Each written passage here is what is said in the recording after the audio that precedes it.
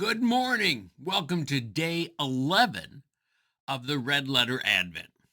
I hope you're having a good journey as we move closer and closer towards unboxing the greatest gift of all, the gift of Christ.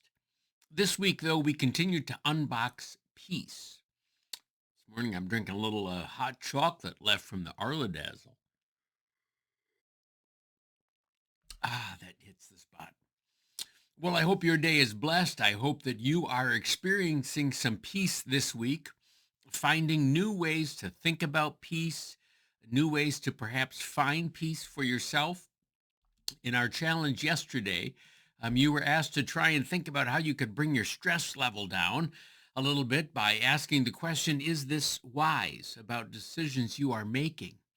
And trying to think in all those areas of life that can cause us stress, how you can bring that stress level down a little bit. Well, there's really no better way to bring our stress level down than to let Christ intervene. Let God have his way in us.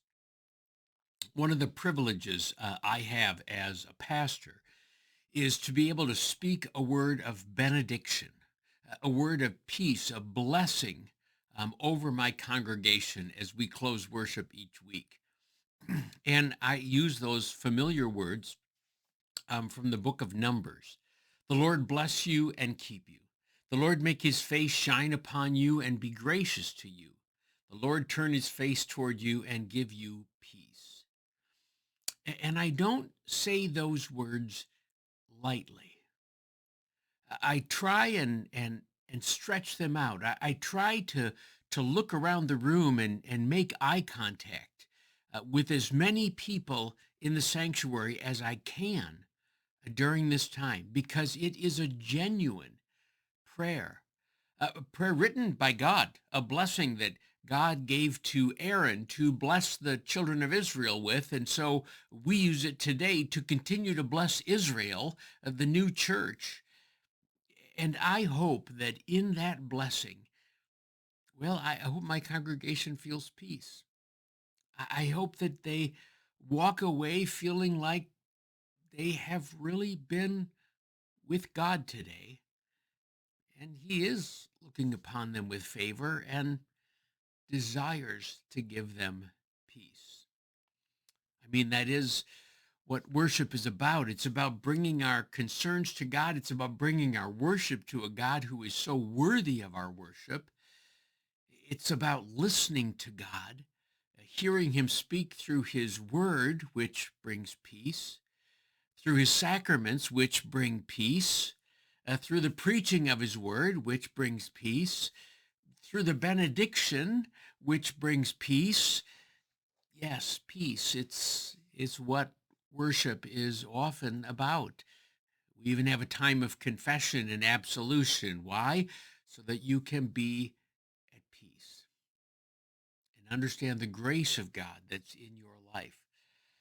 So, as you look forward to this next weekend, make sure that you clear your Sunday morning schedule, that you can get to worship, so you can receive that peace of Christ that passes all understanding. Even as we look at today, even if your family isn't perfect, maybe you can't all get there this Sunday, or maybe some of them you have to kind of drag them by their hair to get them there this Sunday. And well, some of your kids might be a little fidgety in church, might make some noise in church, and might, don't worry. Don't worry, there's nobody perfect in the room. Nobody. So come on, bring your imperfection, come to the hospital, come in on Sunday morning, and get healed like the rest of us. There's no better place for imperfect people to be than in the presence of other imperfect people seeking grace and mercy from a perfect Lord who takes us as we are. I mean, look at the family he picked for Christ. They weren't a perfect family. And yet, God knew just what he was doing. He knows just what he's doing when he brings your family together, too. And yes, it's not required that you smile and say good morning when you come in the door. Maybe you just need to say, yeah, well, I'm just hanging on. or I barely made it today. It's okay.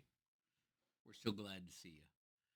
So come on by and continue in your journey. I hope today is blessed with peace as we handle peace with care.